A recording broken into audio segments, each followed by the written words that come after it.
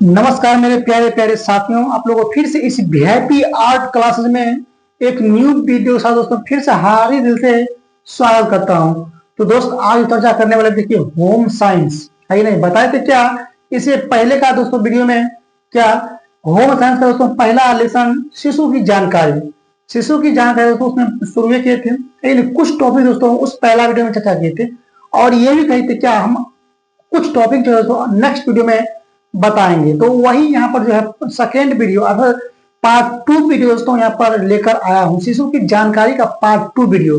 तो part 2 video देखने से पहले जो है दोस्तों आप लोग पार्ट 1 वीडियो आप लोग जरूर देख लीजिएगा, क्योंकि वहां पर जो शिशु की जानकारी है नहीं उसमें बहुत सारा टॉपिक जो दोस्तों जो बताए हैं जो बिहार बोर्ड में एक से मैक्सिमम पूछे गए हैं। इसीलिए जो है ये सेकेंड वीडियो है पार्ट 2 वीडियो, ये देखने से पहले जो है आप लोग ये वीडियो पार्ट 1 आप लोग जरूर देख लीजिएगा, ठीक है। तो दोस्तों कुछ क्वेश्चन जो है आपको जो रह गया था आज वही क्वेश्चन का चर्चा आज हम सेकेंड वीडियो के माध्यम से करने वाले हैं, ठीक है। याद रखिएगा चैप्टर का नाम दोस्तों क्या है, शिशु की जानकारी लिखवा दिए है नहीं, जो 0 से 3 वर्ष तक, ठीक है। अब यहाँ पे देखिए टॉपिक दोस्तों यहाँ पर दिया गया, देखिए क्या नेक्स्ट अगला टॉपिक विकास के सिद्धांत। दोस्तों क्वेश्चन आपको आ सकता है एग्जाम में, सब्जेक्टिव क्वेश्चन दोस्तों कि विकास के सिद्धांतों को लिखे। जब दोस्तों विकास के सिद्धांत पूछेगा, यहाँ पर देखिए 7 सिद्धांत लिखे हैं। 7 सिद्धांत में अगर 2 नंबर पूछ रहा है तो सिर्फ यहाँ पर पॉइंट लिखकर छोड़ देना है, ठीक है। याद रखिएगा जब इसी को विकास के सिद्धांत को लिखे, ठीक है, 5 नंबर पूछेगा तो निश्चित है कि पॉइंट लिखने के बाद इसका डिफिनेशन भी बताना पड़ेगा, मतलब उसका बारे में लिखना ही पड़ेगा कि ये विकास सिर से नीचे की ओर अग्रसर होता है, इसका मतलब क्या होता है, कैसे होता है, इसके बारे में चर्चा भी करना पड़ेगा, ठीक है ना। तो दोस्तों ये 7 पॉइंट को आप लोग अच्छा से तैयारी कर लीजिएगा। जब 2 नंबर में पूछेगा तो सिर्फ आपको ये पॉइंट ही लिखना है, जब पूछेगा 5 नंबर में तो इसके बारे में लिखना है। तो चलिए दोस्तों यहाँ पर प्रत्येक पॉइंट के बारे में बारी बारी चर्चा करते हैं, ठीक है। देखिए विकास के सिद्धांत का पहला पॉइंट यहाँ पर दिया गया क्या, विकास जो है सिर से नीचे की ओर अग्रसर करता है। दोस्तों जो विकास जो होता है क्या सिर से नीचे की ओर अग्रसर करता है, याद रखिएगा। लेकिन वृद्धि जो है क्या कहते हैं, मतलब नीचे से ऊपर की ओर करता है, याद रखिएगा। वृद्धि जो है नीचे से ऊपर की ओर, विकास जो है ऊपर से नीचे की ओर, है ही नहीं। अब यहाँ देखिए पहला टॉपिक विकास सिर से नीचे की ओर अग्रसर होता है। कह रहा क्या, यह मस्त का अधोमुखी तथा सिरोपुक्ष अर्थात सिद्धांत वृद्धि तथा विकास के मार्ग की व्याख्या करता है। बता दिए ये जो है दोस्तों आपको सिद्धांत, ये विकास जो है सिर से लेकर पश्च भाग पर नीचे भाग की ओर अग्रसर बढ़ता रहता है। इस सिद्धांत के अनुसार बालक सबसे पहले सिर पर नियंत्रण करता है, रखिएगा। इस पॉइंट में सबसे पहले जो है बालक जो अपने सिर पर नियंत्रण करता है, अपने सर पर नियंत्रण करना सीखता है। फिर उसके बाद अपने भुजाओं पर नियंत्रण करना सीखता है। पहले तो सिर पर नियंत्रण करना सीखा, फिर भुजाओं पर नियंत्रण करना सीखा, फिर उसके बाद टांग पर नियंत्रण दोस्तों करना सीखता है।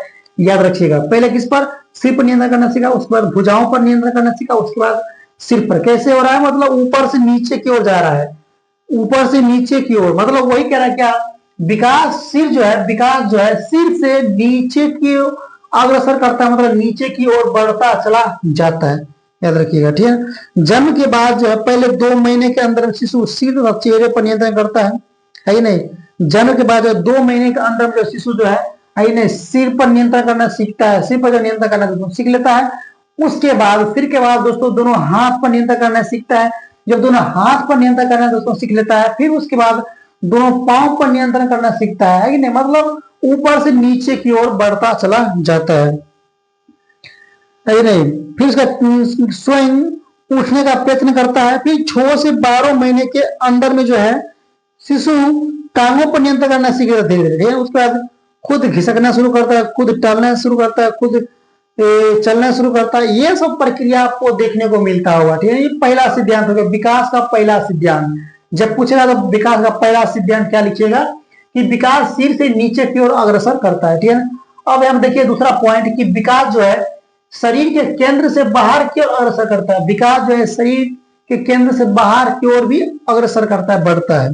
देखिए इस सिद्धांत को निकट दूर विकास सिद्धांत भी कहते हैं, जो विकास के मार्ग की व्याख्या करता है। इसका अर्थ होता है कि रीढ़ की हड्डी शरीर के बाहर अंगों से पहले विकसित होता है, याद रखिएगा। दूसरा सिद्धांत बोलता है कि इस सिद्धांत जो है ना, इसमें जो है इसका अर्थ है कि रीढ़ की जो हड्डी होती है, बाहरी ढांचा है ना शिशु की, ठीक है, वो पहले विकसित, पहले डेवलपमेंट करता है, ठीक है, याद रखिएगा। उसके बाद बालक की भुजाएं हाथ से पहले विकसित होता है, बालक की जो भुजाएं हाथ से पहले क्या होता है, डेवलपमेंट करता है, विकास करता है। फिर उसके बाद उंगली करता है, पंजे करता है। उंगली तथा पंजे शरीर में अंतिम स्थान रखते हैं, है नहीं, उंगली तथा पंजे जो है शरीर के लास्ट में करता है। लेकिन सर्वप्रथम जो है बाहरी वातावरण में कहा जाए कि विकास जो है शरीर के केंद्र से बाहर करता है। केंद्र से बाहर क्या हो गया, पहले तो रीढ़ हो गया, है नहीं, तो शिशु का पहले जो है ये रीढ़ होता है मजबूत, इसके द्वारा खड़ा होता है, चलता है, टहलता है, घिसकता है, ये सब प्रक्रिया करने को है नहीं मिलता है शिशु को, देखते होंगे। तीसरा पॉइंट देखिए क्या कि विकास परिपक्वता तथा सीख पर निर्भर करता है। विकास जो है परिपक्वता और सीख पर भी निर्भर करता है। कुछ बालक जो है नहीं, कुछ कुछ सीखना भी शुरू करता है, कुछ कुछ समझना भी शुरू करता है। देखिए क्या क्या है कि विकास बालक में दो कारण से होता है। पहला तो परिपक्वता कारण होता है, दूसरा होता है क्या, अधिगम कारण, याद रखिएगा। बालक में दो टाइप से विकास होता है, पहला होता है परिपक्वता कारण, दूसरा होता है अधिगम के कारण, है कि नहीं। तो परिपक्वता दोस्तों क्या होता है, देखिए विकास के लिए इन दोनों कारक का होना बहुत आवश्यक है।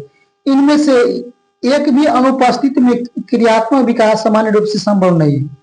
यह दोनों कारक अनुपस्थित है तो निश्चित रूप से बालक में किसी प्रकार का क्रियात्मक विकास होगा नहीं।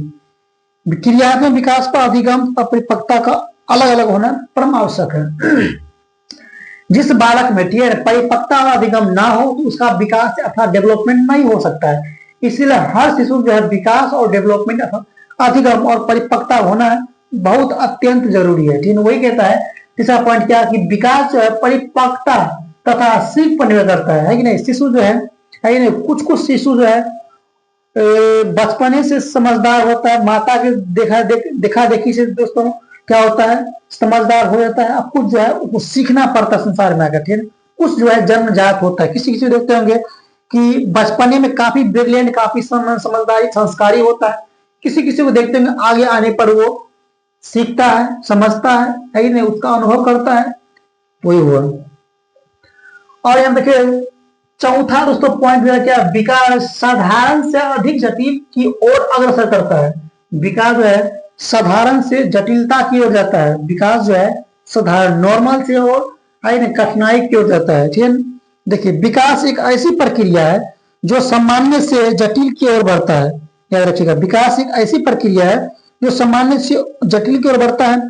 बच्चे अधिकतर समस्याएं के कारणों के दूर करने के लिए क्रियात्मक तथा भाषात्मक कौशल का भी प्रयोग करता है।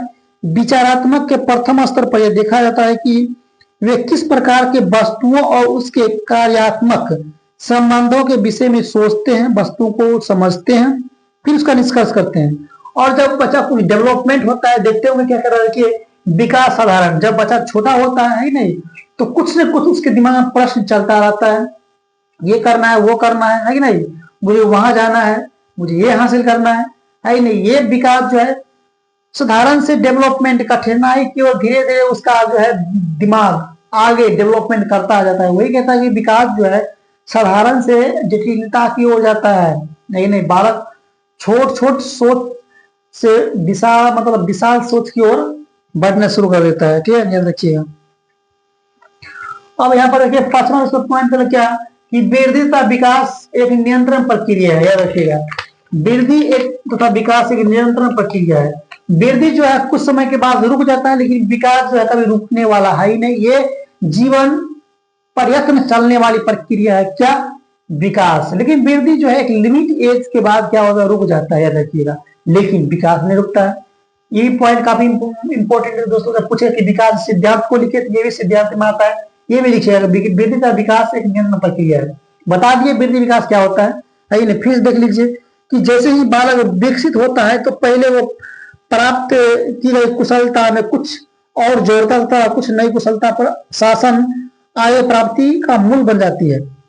अधिकांश बालक इसी आदर्श के अनुसरण करता है, ठीक है। नहीं, कुछ कुछ बालक नॉलेज माता पिता से होता है, कुछ कुछ नॉलेज जो है पृथ्वी पर आने के बाद कुछ टैलेंट कुछ हुनर सीखता है, लेकिन वृद्धि करता है, याद रखिएगा। तो जो जो शरीर में डेवलपमेंट मतलब जो शरीर में जो है दोस्तों वृद्धि होता है उसमें विकास ऑटोमेटिक बढ़ता होता चला जाता है, याद रखिएगा। ये भी दोस्तों काफी महत्वपूर्ण इंपॉर्टेंट पॉइंट हो गया। इस पॉइंट को आप लोग अच्छा से तैयारी कर लीजिएगा, ठीक है ना। कि वृद्धि जो है दोस्तों एक विकास और नियंत्रण प्रक्रिया है, क्योंकि जब जिस बालक में वृद्धि होता है एज के अनुसार, उसमें वृद्धि के अनुसार विकास भी होना शुरू हो जाता है, ठीक है। और यहाँ देखिए छठा पॉइंट क्या, वृद्धि तथा विकास सामान्य रूप से विशिष्ट की ओर अग्रसर करता है। वृद्धि और विकास जो है सामान्य रूप से विशिष्ट की ओर क्या होता है, अग्रसर होता है। विकास अनुक्रियाओं को यदि देखा जाए तो विकास प्रक्रिया में सामान्य अनुक्रियाएं पहले और विशिष्ट अनुक्रियाएं बाद में होती है, सही नहीं। क्रिया में विकास शिशु किसी भी चीज को पहले पूरे हाथ से उठाने समर्थ होता है, याद रखिएगा। शिशु क्या होता है, कोनो भी चीज को पहले हाथ से उठाएगा, फिर अंगूठे से अंगुली का प्रयोग करेगा, करना सीखेगा, सही नहीं। पहले हाथ से कोई वस्तु उठाएगा, फिर अंगूठा या अंगुली फिंगर का भी प्रयोग करना सीखेगा दोस्तों। फिर उसके बाद बालक की पहली क्रियात्मक गतिविधि उंगली पर नियंत्रण पाना होता है, ठीक नहीं। कोई वस्तु को हाथ में लेना है, अनुभव करना, उस पर नियंत्रण पाना होता है। फिर शरीर पर, फिर टांग पर, ऐसे ही दोस्तों डेवलपमेंट शरीर में करता जाता है। तो वृद्धि विकास एक सामान्य से जटिलता की ओर भागता चला जाता है, याद रखिएगा, वृद्धि और विकास। अब याद रखिए सातवां पॉइंट दे क्या, वृद्धि तथा विकास की दरें व्यक्तिगत होती है नहीं। अब देखिए प्रत्येक बालक दूसरे बालक से भिन्न होते हैं और उसकी व्यक्तिगत विकास दर भी दूसरे बालक से पृथक होता है। और ये बात 100% सही है दोस्तों कि संसार में जितना ही बालक जन्म लेता है सभी बालक का कुछ न कुछ है ही नहीं भिन्नताएं जो है सब में अलग अलग ही होता है। कुछ का लक्षण अलग होता है, कुछ का लक्षण अलग होता है। किसी कोई टैलेंट होता है, कोई नॉर्मल होता है, कोई भद्दा होता है, कोई नॉर्मल होता है। दोस्तों रंग बिरंग का संसार में बालक जन्म लेता है, सभी का जो है ही नहीं अलग अलग ही नहीं व्यक्तित्व होता है, याद रखिएगा। सबका अलग अलग क्या ढांचा होता है, चलने का तरीका अलग होता है, सोचने का तरीका अलग होता है, वृद्धि करने का तरीका अलग होता है। कोई बौने होता है, कोई हाइट में बड़ा होता है, कोई लंबा होता है, कोई मोटा होता है, कोई पतला होता है। तो उसके शरीर में डेवलपमेंट भी करना दोस्तों क्या होता है, अलग अलग होता है। वही कहता है कि वृद्धि तथा विकास की दरें व्यक्तिगत होती है। तो वृद्धि विकास सब में अलग अलग होता है, याद रखिएगा। कोई हाइट में बड़ा भी हो गया, कोई नहीं भी हुआ, कोई मोटा भी हो गया, कोई नहीं भी हुआ, ठीक है। याद रखिए कोई पतला भी है, कोई नहीं भी हुआ। तो सभी व्यक्ति में जो है विकास वृद्धि क्या होता है, अलग अलग पाया जाता है। तो दोस्तों जब क्वेश्चन आप लोगों के सामने आएगा कि विकास के सिद्धांतों को लिखें, तो आप यहाँ पर यही सिद्धांत लिख सकते हैं और इसके बारे में आप बनाकर लिख सकते, जो यहाँ पर दोस्तों पॉइंट बताए हैं। लेकिन अगर पूछेगा 2 नंबर में, सिर्फ इसमें से 2-4 पॉइंट लिख देना, बस आपको 2 नंबर मिल जाएगा। नहीं और इसी क्वेश्चन में तो पूछेगा 5 नंबर में, तो निश्चित तौर पर ये पॉइंट लिखने के बाद इस पॉइंट के बारे में लिखना पड़ेगा। लेकिन जो हम यहाँ पर समझाए हैं वो पॉइंट आपको लिखना पड़ेगा। सभी का 3-3-4 पॉइंट लिखिएगा तो 100% आपको नंबर बिहार में जरूर उठेगा, ठीक है। अब देखिए दोस्तों अगला पॉइंट क्या कि बालक का शारीरिक विकास। अब जो बालक है उसका शारीरिक विकास दोस्तों कैसे होता है, आज इसके बारे में जानना शुरू करते हैं, ठीक है ना। बहुत सारा यहाँ पर दिया गया है देखिए पॉइंट। तो बालक का पहला दोस्तों शारीरिक विकास क्या होता है, लंबाई पर निर्भर करता है। क्या होता है, लंबाई। इसके बारे में दोस्तों पढ़ते हैं। देखिए जब बच्चा जन्म लेता है तो उस समय लगभग 20 इंच का होता है। आप लोग जानते होंगे कि जब बालक जन्म लेता है ही नहीं, जब संसार में आता है ही नहीं, तो उस समय जो है बालक का लंबाई जो है लमसम 20 इंच का होता है। याद रखिए कितना इंच का, 20 इंच का होता है। जब संसार में बालक जन्म लेता है उस समय बालक का लंबाई 20 इंच होता है नहीं। लेकिन लड़कों की लंबाई लड़कियों की लंबाई की अपेक्षा आधा इंच कम होती है ही नहीं। लड़कों की उसको लंबाई में लड़कियों की लंबाई से आधा इंच कम होता है ही नहीं। जन्म के जब जन्म लेता है तो उस समय लड़की अगर जन्म लिया हो तो आधा इंच बड़ा होता है, लड़का अगर जन्म लिया हो तो लड़की से आधा इंच छोटा होता है। लेकिन 20 इंच का ही दोस्तों होता है, थोड़ा सा 19-20 होता है लड़का लड़की में है नहीं। शिशु की लंबाई में प्रथम 2 वर्ष में तीव्र वृद्धि होती है। याद रखिएगा शिशु जब जन्म लेता है 2 वर्ष तक उसके शरीर में काफी डेवलपमेंट होता है, काफी वृद्धि होता है, काफी लंबाई में वृद्धि होता है। याद रखिएगा फिर निम्न तरीका अगर तो फिर क्या होता है, उसके बाद एज घटना है, मतलब क्या कहते हैं वृद्धि रुकता है, थोड़ा थोड़ा डेवलपमेंट करना शुरू हो जाता है, याद रखिएगा। अब यहाँ पर दूसरा पॉइंट है क्या, देखिए भार या वजन। अब बालक या बालिका दोस्तों सबका अलग अलग वजन होता है, किसी में 5 केजी का, किसी में 2.5 केजी का, किसी में 3 केजी का, है नहीं। तो इस टाइप को संतान देखने को मिलता है समाज में जब जन्म मिलता है तो, है नहीं। तो वही क्या मतलब कि भार या वजन क्या होता है। देखिए जन्म के समय बालक का भार जो है 2.5 केजी से 3.5 किलोग्राम तक होता है। बालिका का भार जो है 7 पाउंड या 3 केजी होता है, रखिएगा। बालिका अर्थात लड़की का जो वजन दोस्तों होता है वो 7 पाउंड या 3 केजी बोलिए, ठीक है, इतना होता है। भार की वृद्धि का समय लगभग सभी बालकों में समान होती है। पहले वर्ष के अंत में यह वजन लगभग 3 गुना होता है, 3 गुना हो जाता है। जन्म से लेकर 5 महीने तक बच्चे की भार वृद्धि 3 गति से होती है, जिसका भार शरीर के भार से लगभग 2 गुना होता है। जो जो उसका दोस्तों आयु बढ़ता है उसके वजन में दोस्तों डेवलपमेंट होता चला जाता है, याद रखिएगा। शिशु के भार की गति 5 माह के पश्चात धीमी पड़ जाती है। शिशु दोस्तों गति जो है 5 महीना के बाद जो है धीमी पड़ जाता है, मतलब 5 महीना तक जो है काफी डेवलपमेंट करता है दोस्तों, उसके बाद जो है थोड़ा ही धीमी पड़ेगा, फिर वैसे ही होता है। दूसरे तथा तीसरे वर्ष में प्रति वर्ष भार में 3 से 5 पाउंड तक वृद्धि होती है।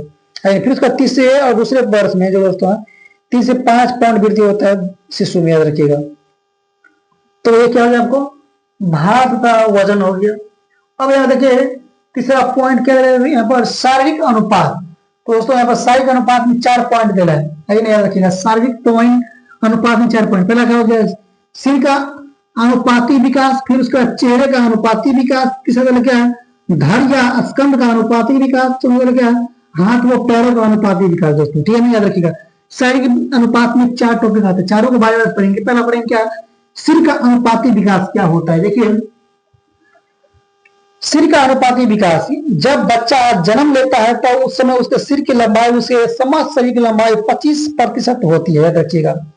जब बच्चा जन्म लेता है तो उस समय जो है सिर की जो समस्त लंबाई होती है 25% होती है, जिसके विपरीत एक वयस्क व्यक्ति का सिर उसके लगभग 10% होता है। 2 वर्ष के बालक के सिर का विकास काफी तीव्र गति से होता है। 2 वर्ष का जो बालक उसको होता है, लेकिन उसका सिर का डेवलपमेंट काफी तीव्र गति से, हाई गति से होता है। लेकिन सिर के विकास की गति जब बालक पूरा 2 वर्ष का होता है तब मंद होता है। जब 2 वर्ष पूर्ण होता है तो इस दिमाग का गति जो है थोड़ा मंद हो जाता है, मतलब थोड़ा धीमी पड़ जाता है। जब बालक 5 वर्ष का होता है फिर सिर का 90% भाग विकास होता है। जब वो वही बालक 5 वर्ष का होता है तो फिर उसमें तेज विकास 90% दोस्तों डेवलपमेंट होता है उसके दिमाग में। फिर 15-16 वर्ष तक सिर का विकास होता है, फिर उसके बाद 15-16 वर्ष तक उसका सिर का डेवलपमेंट होता रहता है, याद रखिएगा। अब यहाँ पर देखिए दूसरा पॉइंट कि चेहरे का अनुपातिक विकास क्या होता है, ठीक है।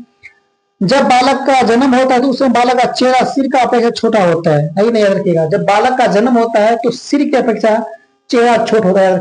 देखने को मिलता हुआ कि कपार किसी का बड़ा होता है, मुंह थोड़ा छोटा होता है, ठीक है, देखने को मिलता हुआ। वही कहता है कि जब बालक का जन्म होता है तो उसमें सिर का जो है अपेक्षा बालक का फेस अर्थात चेहरा जो है छोटा देखने को प्रतीत होता है, ठीक है। क्योंकि इस समय बालक के दांत नहीं होते, क्योंकि उस समय बालक का दांत सब नहीं होता है, नहीं पूरा साफ होता है। जब बालक की अस्थाई दांत आते हैं तो बालक का मुख, चेहरा का निचला भाग, ऊपरी भाग छोटा होता है, ठीक है ना। जब बालक के मुख में दांत आना शुरू हो जाएगा, दांत पूर्णतः रूप से आ जाएगा, तब देखते होंगे, ठीक है ना। तो ये जो पार्ट है इससे है ही नहीं थोड़ा डेवलपमेंट हो जाता है, बढ़ जाता है। जब तक इसमें दांत नहीं आता है बालक शिशु को तो देखना दोस्तों मुंह छोटा होता है, सर क्या होता है बड़ा होता है, याद रखिएगा। तीसरा पॉइंट तो दोस्तों देखिए बता दें क्या है शारीरिक अनुपात। तो शारीरिक अनुपात यहाँ पर 4 भागों में बांटा गया, ठीक है ना। तो सिर का अनुपाती विकास हो गया, चेहरे का अनुपाती विकास हो गया, तीसरा हो गया क्या धड़ या स्कंद का अनुपाती विकास हो गया, उसके बाद हाथ व पैरों का अनुपाती विकास हो गया, ठीक है। तो सिर का दोस्तों अनुपाती विकास पढ़ चुके हैं, चेहरे का अनुपाती विकास पढ़ चुके हैं। और यहाँ देखिए तीसरा वाला क्या धड़ या स्कंद का अनुपाती विकास है नहीं। तो यहाँ पर दोस्तों देखिए कि जब धड़ का विकास सिर की अपेक्षा धीमी होती है, नवजात शिशु की छाती कुछ गोलाकार होता है, कुछ गर्दन छोटी होती है और कंधे ऊपर उठे होते हैं, है कि नहीं। याद रखिएगा। जब बालक में जो धड़ का स्कंद का उसको विकास होना शुरू होता है, जब बालक होता है देखते होंगे छाती गोलाकार नजर आता होगा, है ना, गर्दन छोटा होता होगा और कंधा दोस्तों आपको उठा हुआ नजर आता होगा, ये सब देखने को मिलता होगा, ठीक है। ये सब क्या होगा आपको धड़ या स्कंद का अनुपातिक विकास, क्योंकि ज्यो ज्यो उस शरीर में डेवलपमेंट होता है, विकास आयु बढ़ता है, शरीर में डेवलपमेंट होता चला जाता है, ठीक है।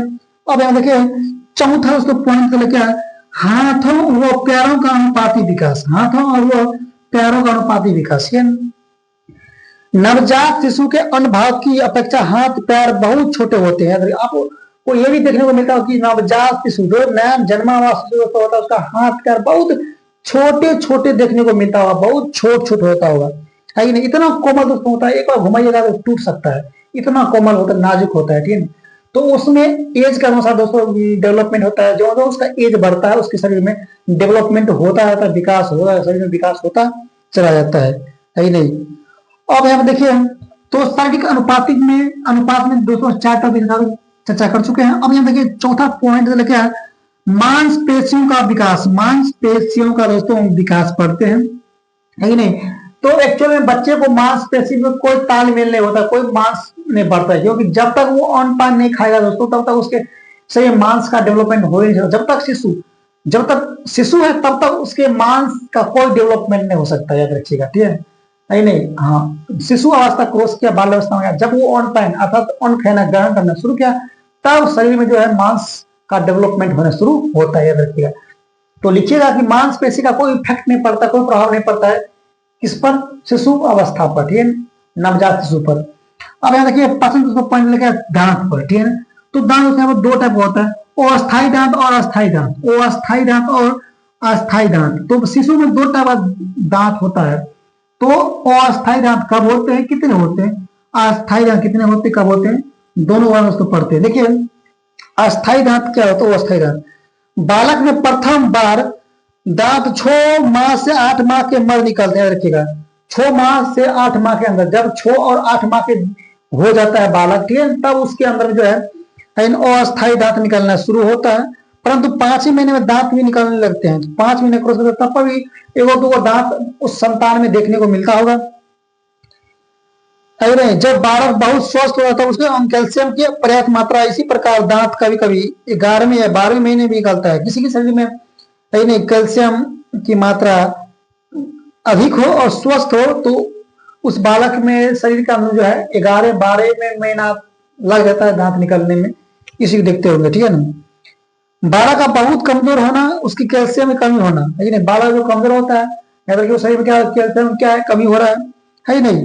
दांतों का निकलना, स्वास्थ्य और कैल्शियम का अतिरिक्त वंशानुक्रम होना, प्रजाति, यौन, बालक व्यवहार आदि कारकों पर निर्भर करता है। अस्थायी दांत संख्या कुल 20 होता है, याद रखिएगा दोस्तों। तो जो जो उसका एज बढ़ता है दोस्तों तो उसमें क्या होता है, डेवलपमेंट देखने को मिलता है शरीर में, टांग में, शरीर में, छाती में, देह में, कपार में, मुंह में, ये सब फेस में दोस्तों शरीर का हर पार्ट में आपको परिवर्तन देखने को मिलता होगा, है कि नहीं। और एक बालक को जो है अस्थायी दांत 20 ही होता है, याद रखिएगा, वो रहता है कि नहीं। तब क्या होता है, अस्थायी दांत परिवर्तन होना शुरू होता है, याद रखिएगा। तो अस्थायी दांत को लाइफ टाइम तक चलता है, याद रखिएगा, लाइफ टाइम तक, है नहीं। तो अस्थायी दांत देखिए अस्थायी 20 दांत हो गया, और पूछेगा अस्थायी दांत संख्या कितनी है तो 20 में लगाना, और मात्रा आता है।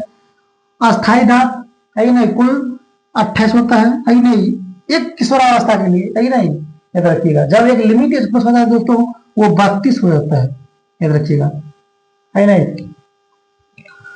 तो सभी अस्थायी दांत निकलने के बाद अस्थायी दांत निकलना प्रारंभ होता है। जब 100 अस्थायी दांत निकल जाएगा वो टूटना शुरू होता है, उसके बाद परमानेंट दांत आएगा, जिसे दोस्तों हम अस्थायी दांत के नाम से जानते हैं, ठीक है।